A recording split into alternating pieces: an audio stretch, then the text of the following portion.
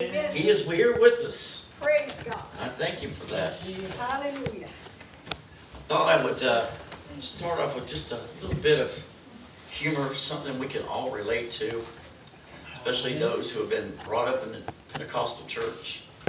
I got this email from a dear sister of mine, and I just laughed when I read it. It's titled, "You Might Be Apostolic If."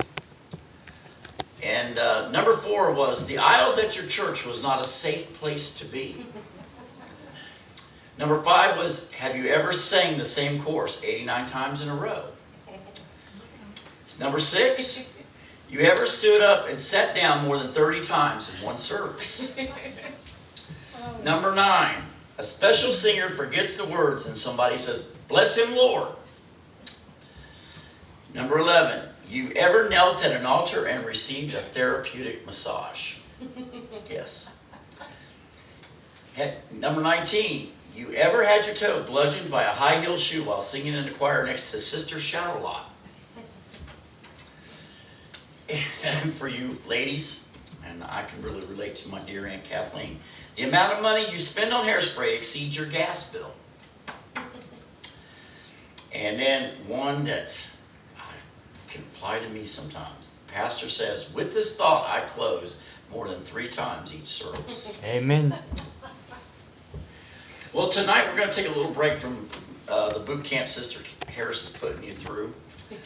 And again, I'm not going to keep you long, but we're going to go into a chapter that actually has 80 verses. But I promise we won't be here till after midnight, because Sister Elizabeth is tired after her long drive to Kentucky and back and unpacking. But we're going to turn to Luke chapter 1. And growing up, I'm sure Brother and Sister Harris, and maybe even Elizabeth, can remember Paul Harvey on the radio. And he always talked about, and at the end he would go, "And the rest of the story."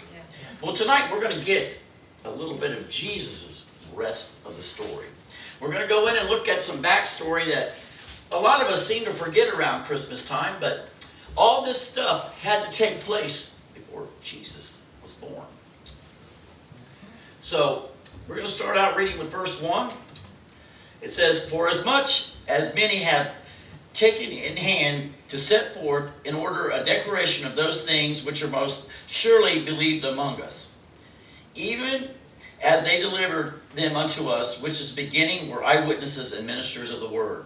It seemed good to me also, having had perfect understanding of all things from the very first, to write unto thee in order, most excellent Theophilus." Never good pronouncing Greek names. "That thou mightest know the certainty of those things wherein thou hast instructed."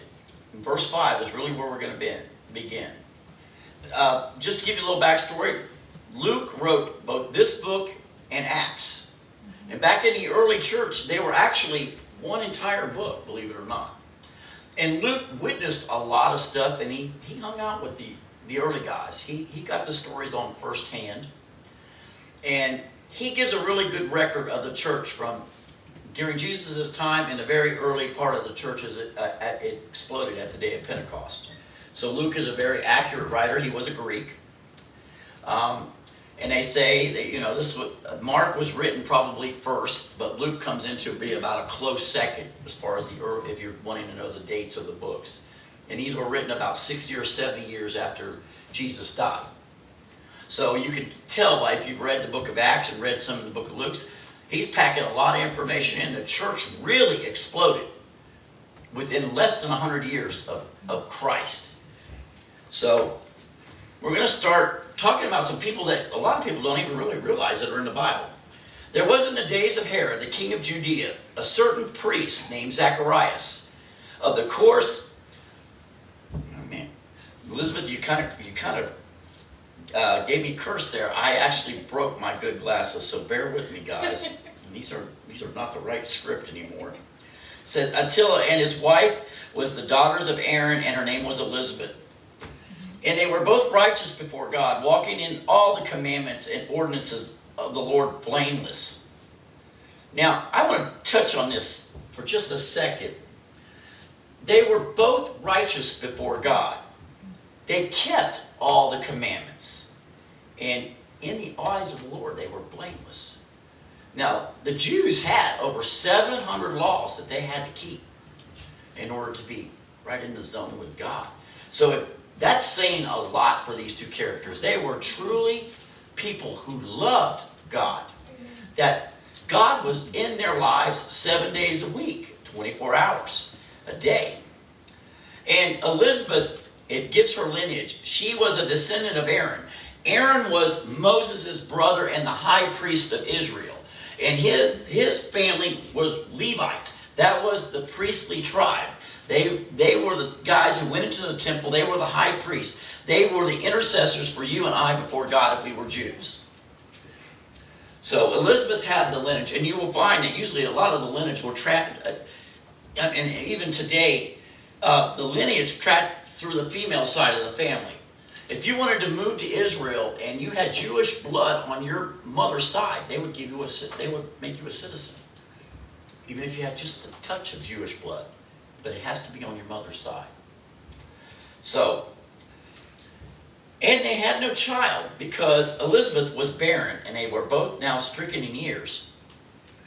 Now, there's one point. Zacharias was the high priest of the temple. And during this time and age, if you were a high priest, you were in one of two sects. You were either a Pharisees or a Sadducees. They controlled the temple during this time. So it doesn't say what Zacharias was, but he was definitely in one or the other groups. They had been praying for a child, as you'll see on in some of the verses. But they were up in age, well past, motherhood and all that. But they wanted a child. And I want to make a note here. Be careful what you pray for. Because sometimes God will give it to you. So be sure that's truly what you want in life when you pray for something. Because sometimes we pray for stuff and we end up going in a direction that God is like, I don't think so, but that's where you want to go. So, and it came to pass while he executed the priest's office before God in the order of his course. According to the custom of the priest's office, his lot was to burn incense, and he went into the temple of the Lord. Now, guys, nobody but a high priest could enter into the temple proper. You could go into the courts of the temple, but if you entered into the temple and you were not a priest, you could be put to death. And there was an altar behind a big curtain that was shielded from all eyes. And that, according to custom and according